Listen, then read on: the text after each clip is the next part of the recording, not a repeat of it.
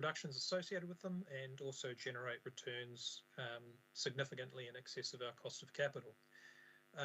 So interestingly enough, I suppose our limiting factor at the moment is not for want of projects or for capital, but rather this issue that we present in the report regarding the reallocation between capital new and capital renewal. So the intention is that we'll essentially present an annual report on the activities of the Low Carbon Fund and the projects that have been funded and an assessment of how it's all worked to the September Environmental Sustainability Committee.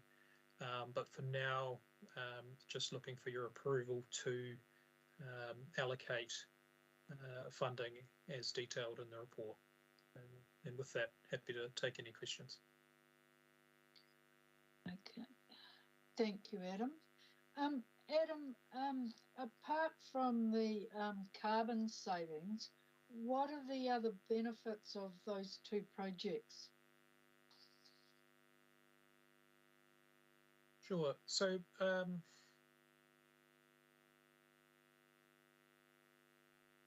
both of these projects are really very much back of house plant equipment replacements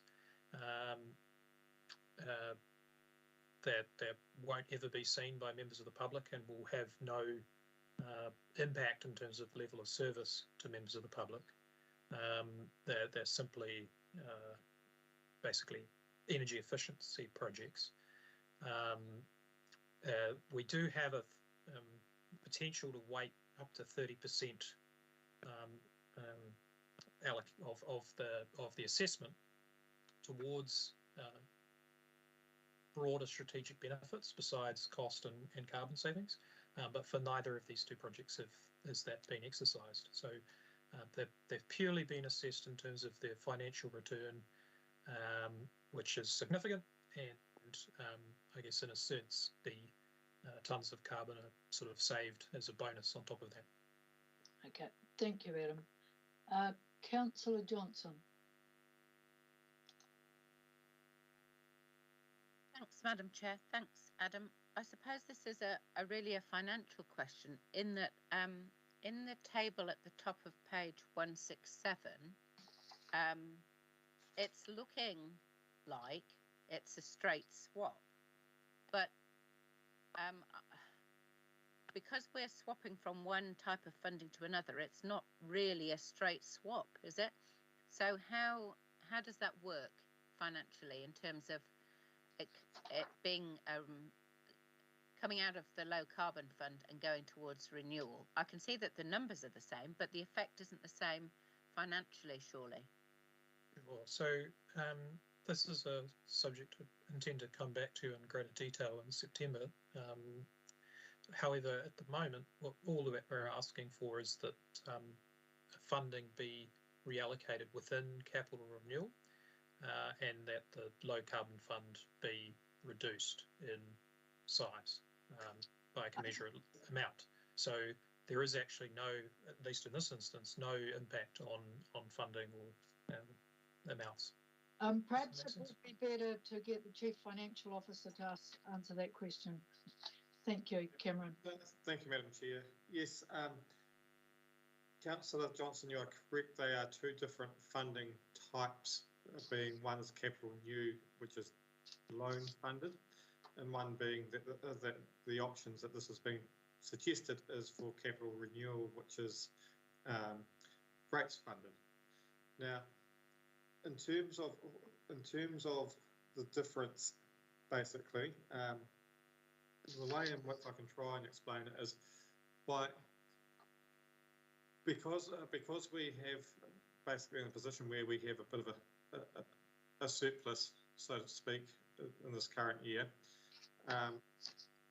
What we would otherwise utilise that surplus for is to repay debt. And so whilst we are actually reducing debt of the low carbon fund, then we're actually able to offset it by utilising some of the surplus in the current year, and it has no real financial effect. Yeah, that's perfect. I understand now. Thank you. Very, very nicely done. So, Cameron, while you're on there answering financial questions, can I just clarify the comment in the report is that the return on investment due to the lower energy and maintenance requirements, we're actually going to save around about $400,000 by the look of it. It says from 852K compared to a cost of 473K. So are we going to realise that cost as reduced maintenance costs? I'm not 100% certain on that level of detail. Maybe Adam can answer that aspect, but I do believe the purpose of applying this fund is for either through some efficiencies through having a lower carbon footprint. Okay, perhaps Adam, if you could just clarify that for me. Sure. So I guess the one thing to note here is that we're comparing with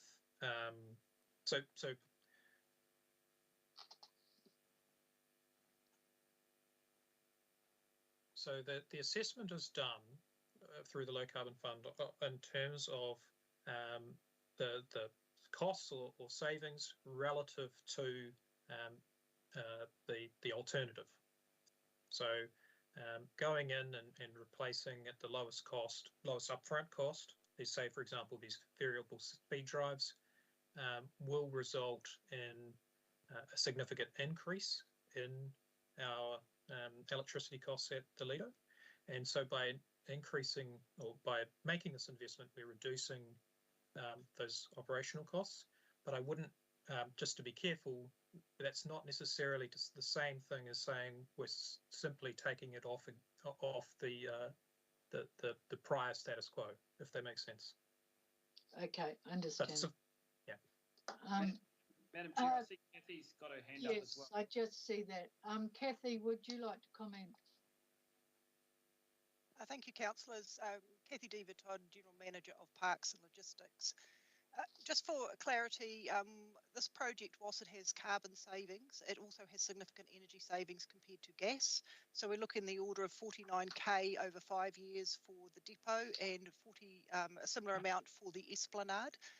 It is the major user of gas down at the depot, so potentially we could take that whole site off gas with a few minor alterations, so there's quite a big change there for us as well. We would anticipate that the councillors would see those savings come through in future years in a reduction in requests for increases in operating budgets for, in particular for the esplanade where the activity has been growing. Okay, thank you, Kathy, much appreciated. Are there any further questions for Adam? Mr. Armstrong, you've got your... Thank you, Madam Chair. Look, my question has been addressed in the last couple of minutes. Okay, thank you. Thank you. You may want to take your hand down. Yeah, I'm taking it down. Oh, thank you. Okay, so that's all. Thank you very much, Adam. Much appreciated. Okay, I'm happy to move the recommendations that program 1791 Parks Depot building reserves be increased by $90,000 in the 21-22 financial year to the upgrade of the Ferguson Street Depot boiler to modern energy efficiency standards, and that program 1837 swimming pools pool renewals be increased by $39,558 in the 2021-22 financial year for the upgrade of the modern energy efficient variable speed drives at the Lido Aquatic Centre. That program 1888 low carbon fund be reduced by $129,558 in the 21-22 financial year. And do I have a seconder? Thank you, Councillor Johnson. I'm happy to support this. If I just would like to make one comment, it would have been actually good to see those savings that Kathy had mentioned to be in this document. This is a financial meeting. So just for us from the financial point of view, if we'd had that information in this document, it would have made it very easy for us to see the benefits of it. But apart from that, I'm very happy to support and pleased to see that we're finally getting some projects on the road. So next up we've got is Councillor Barrett. Yeah, thanks, Madam Chair, and certainly happy to support the recommendations in front of us. I think this is a great first taste of the sort of win-win results that we can actually see when we start to look comprehensively at the energy footprint of our activities, the carbon footprint of our activities, alongside our purchasing decisions. And I think there's, I would expect a lot of good ground to cover in this sort of regard in future. So I want to thank officers for the work put in to look at that whole of life context around the, not just the upfront costs, but the operating costs, and run that through some net present values so that we can really get a sense of both the win in terms of emissions and the financial win for the community. And so great to see these recommendations come forward. Thank you, Councillor. Councillor Johnson. Yeah, I just wanted to say thank you to the officers for bringing this option to us. I think it's a very good example of officers interpreting the intent of a programme and being flexible enough to see how it can be achieved, even if it requires, additional agreement by council. So I'd very much encourage this type of thinking, and very pleased to see it come forward, rather than just sort of sticking with the letter of what was agreed, that people have been imaginative and creative in thinking about how these things can be achieved and then bringing it to us for approval. So very appreciative. Thank you. Yep, totally agree, Councillor Johnson. Okay, there's nobody else in the queue, so we'll go to vote. So please raise your hands. All those in favour? Is there anybody against? And anybody abstain? So that is carried. We will now move on. Yes, we've got it there. We'll now move on to item number 12, which is the Ashurst Domain vacant ex-CAF building options, and that's presented by Bryce Hoskins, Group Manager, Property, and Kathy Diva-Todd, Manager of Parks and Logistics. So over to you, Bryce, in the first instance. Yep, good afternoon, councillors. So just a bit of background. This building was occupied as a cafe for those councillors who were here on the council at the time for quite some time, and has been vacant also now for quite some time. And we have been approached by a member of the public who has some family connections to the building, right back when it was operating as a jockey changing room, when the Ashurst Domain was a racecourse. And they've approached us to try and find out what our intention of the building is, and they have expressed some interest in purchasing the building if the council has no set plans for it. Now, the alternative is once we have finished the Ashurst Domain reserve management plan, we could look to lease it out. But really, this is an opportunity, given we've been approached, to come to council and understand or get some direction from yourselves of what the intention is moving forward. Happy to take any questions. Unless you've got anything to add, Kathy?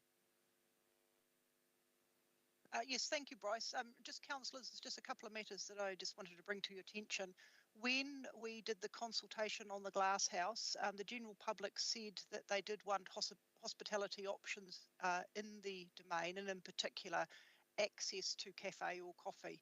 However, until we've done the the reserve management planning process for the domain, we don't know whether the current location of the jockey rooms is the best place to provide those things. For example, there is no other activity in that area of the domain, and we also have the new bridge, cycleway bridge coming through the domain as part of the highway upgrade. So we're a little bit ahead of ourselves in terms of, we know there is a demand for cafe, but where that should be located.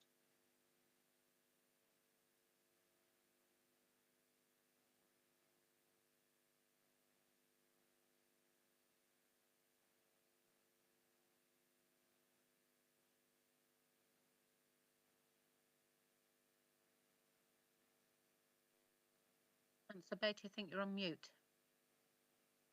Sorry. Right, Councillor Hancock. Yeah, thanks, Madam Chair. Just a couple of quick questions. So other than the potential buyer, is there anything that is a catalyst for us to actually try and make this decision to, look at the option of selling it at this point in time? The only other consideration would just be that the building is currently sitting vacant, and so at the moment we're maintaining it for what it is, but it's very much reactive maintenance type approach to the building until we know what the future use is going to be. Also, with it sitting vacant, it attracts a bit more vandalism and things like that than it might otherwise if it was tenanted, or not on the site at all. So that would probably be the only other consideration of this. And can you give us a indication as to when we think we will complete the review of the issues domain? Kathy, that's more a question for you. Yes, no, sorry, that project has been put on hold at the moment. So our intentions when we had the discussion on the glass house is that we should have been undertaking this project at the moment. However, with the delays with the highway and in particular the cycleway and how that connects into the domain, that project has been delayed, and there's another few other associated projects with the highway that really need to get some decisions made on them before we start the consultation on the domain. So this could be a while away. So it would be difficult for you to give an undertaking that it would be conducted early in the financial year of 22-23? That is correct. That would be very difficult for me to give that undertaking. And could we just get a bit of an understanding of the condition of the building at the moment? It's okay. It's probably the best way to put it. I mean, it's not leaking.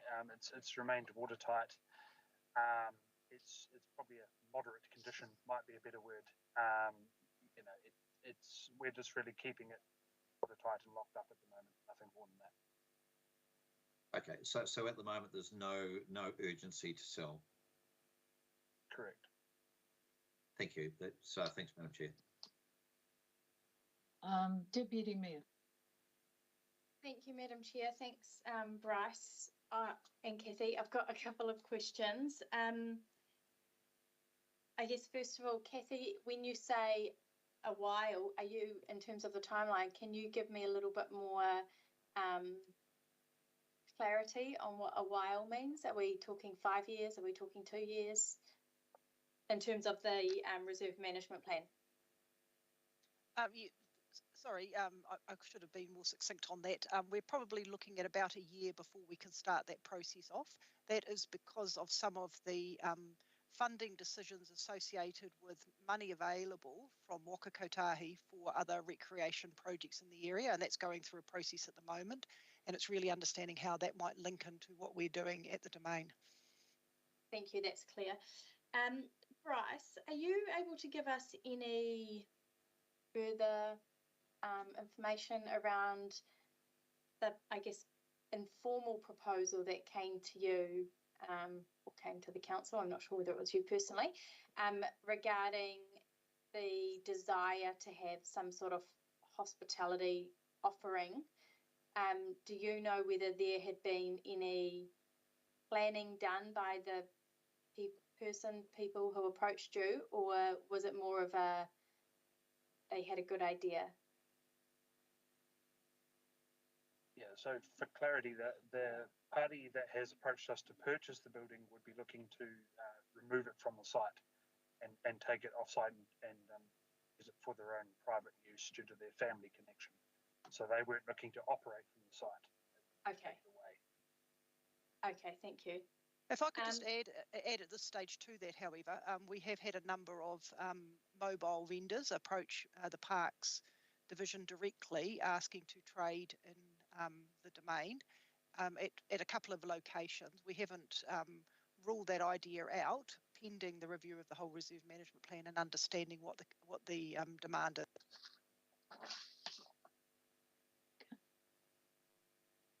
Thank you. My next question was, what is the status of mobile vendors' access to the domain? So that So then my read of the comment you just made, Kathy, would be that in terms of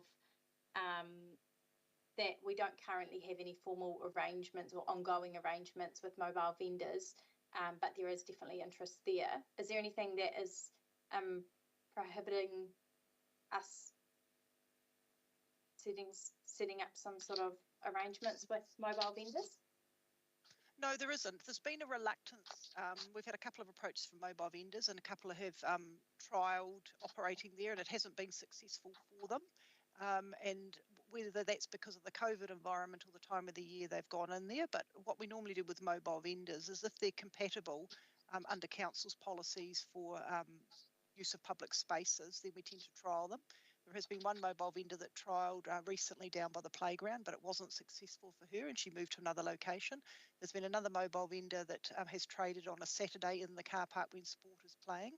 But generally at the moment, there isn't the level of activity for those people to be successful at catering in those locations. Okay, but in terms of the current, I guess, arrangements, there's actually flexibility if you're approached in future from mobile vendors to go and just go ahead with trials or respond to those as they come in. Yes, under the delegations from the Chief Executive, I can issue mobile vendor licences. We just go through the use of public spaces policy first, and they obviously need to go through the environmental services process from the health licensing, but there is no reason that we can't operate mobile vendors in the domain. Okay. Thank you. Thank you.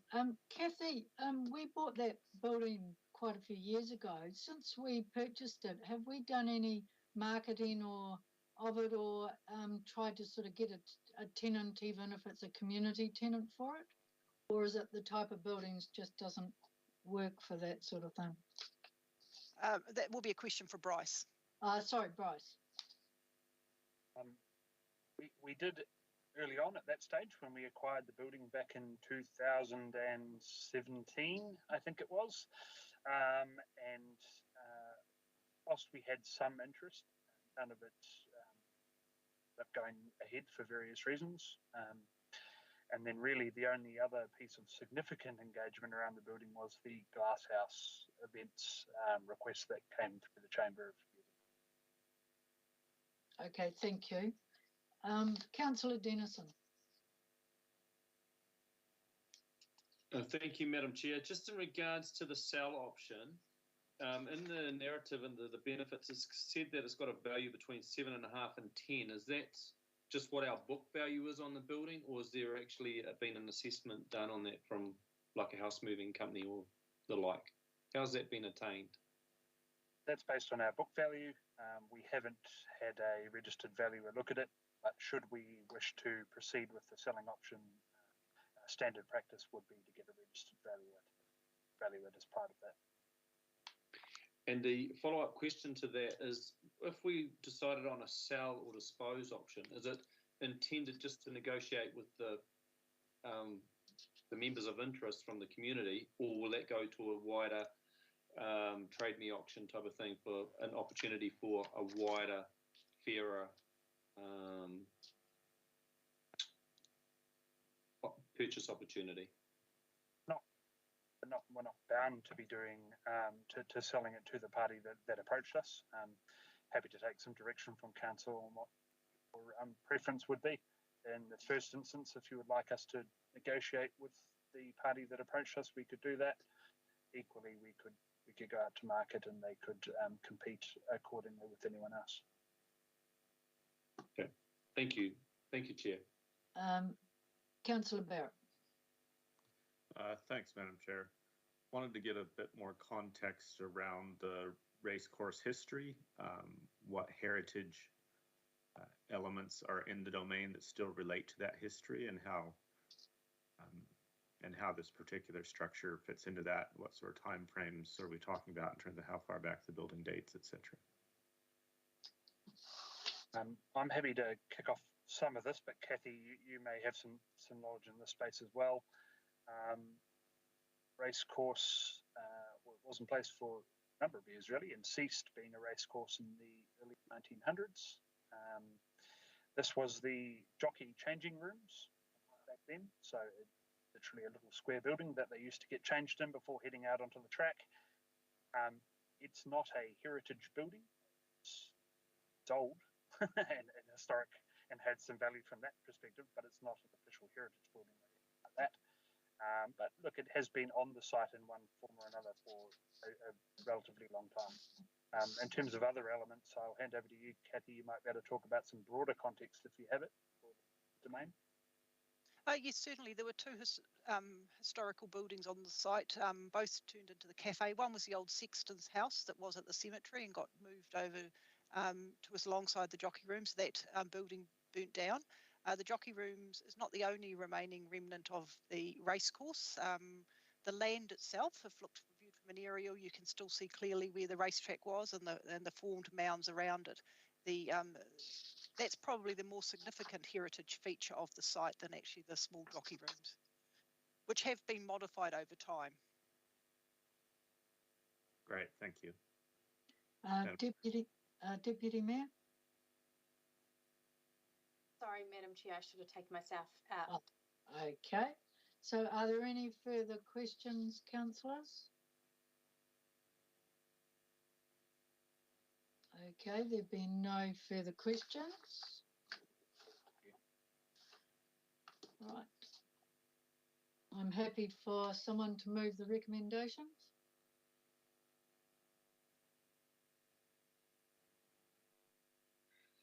Madam Chair, I'm happy to move B, that we retain the retain recommendation in the paper. Okay. I'm happy to second that. Okay, thank you, Councillor Naylor. I'm happy to speak to that if I can. Yep. One is I'm happy we've waited this long now and it's sat vacant.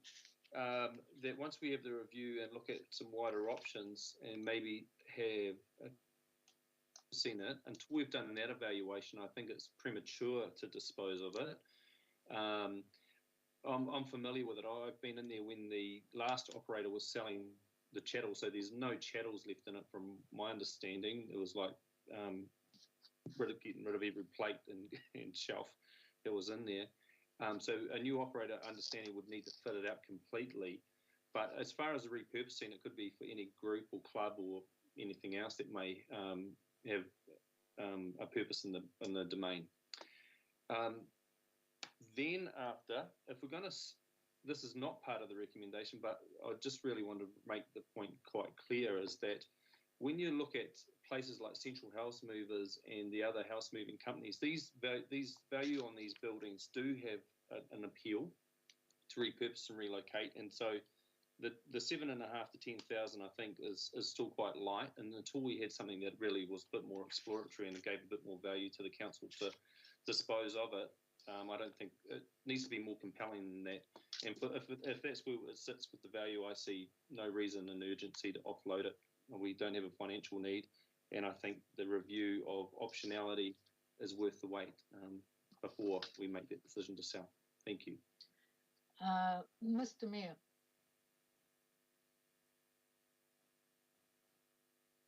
Thank you, Madam Chair. Look, sorry for ducking in and out. I just was speaking at a summit and it went over.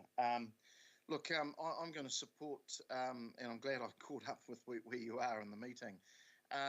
There's a bit of history here.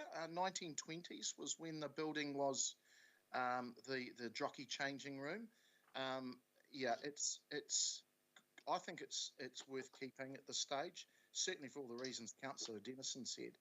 But if you can recall, in 2017, the late Jenny Olsen did come to us around trying to save it.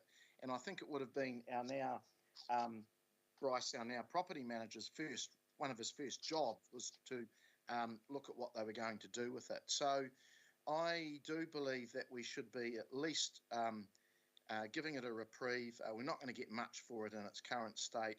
The community of Ashurst, I think, need to understand that it's what it is. Remembering a lot of Ashurst people today, there are a lot of newer people there. They wouldn't have the heritage or understanding of the former Ashurst Pohongana Racing or Jockey Club. There was a grandstand there, as our officer Kathy Diva Todd said. The land, even the shape of the land, has that round race course effect to it with the sports fields now in the middle. It's why all the old trees are there too, because it was part of the whole collection of the race course and the domain.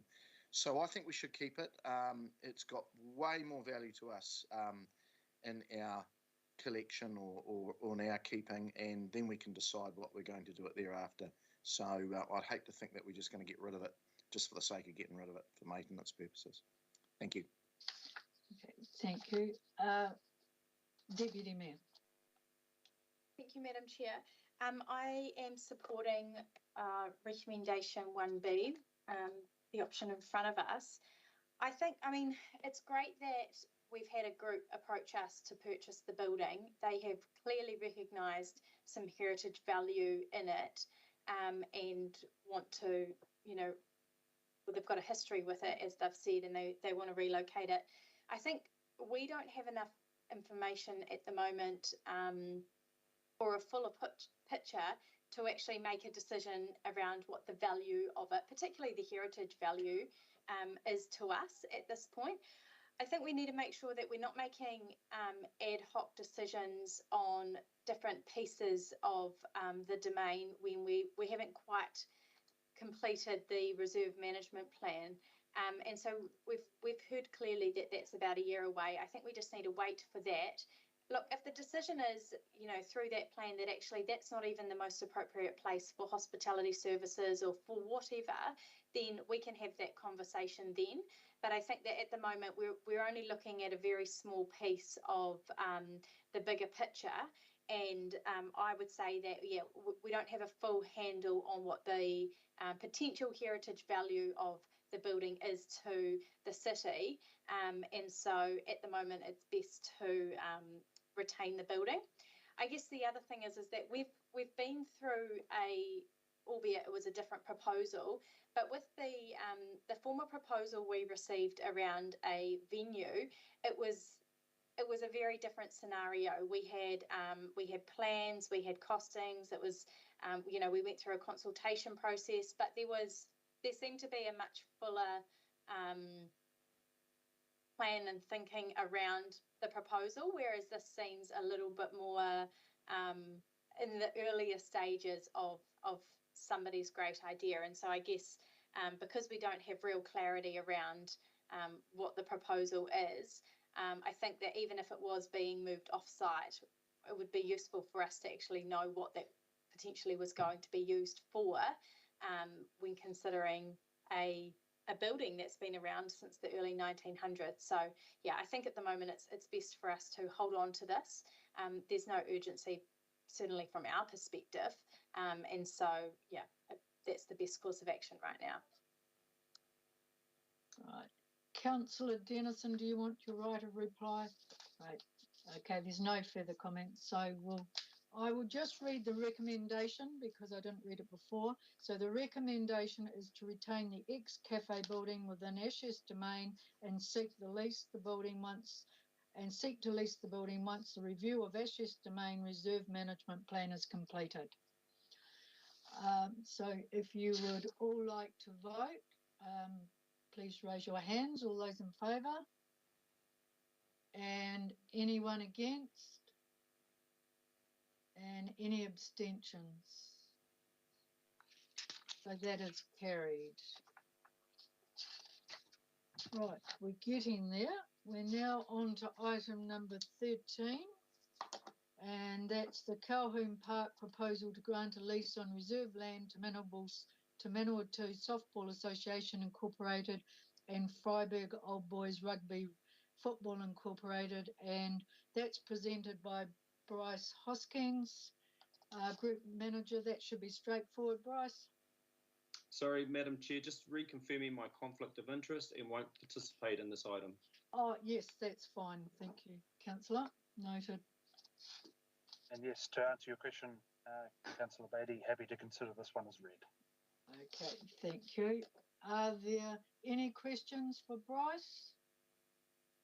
There been, Mr. Mayor?